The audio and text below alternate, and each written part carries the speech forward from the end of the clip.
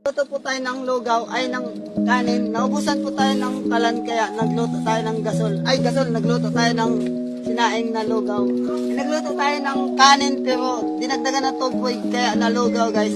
Kaya ito, ang daming tubig na basa. Ito lang yung lugaw, ay yung kanin. Kaya kakain kami ng tubig, ay tubig. Kanin na lata.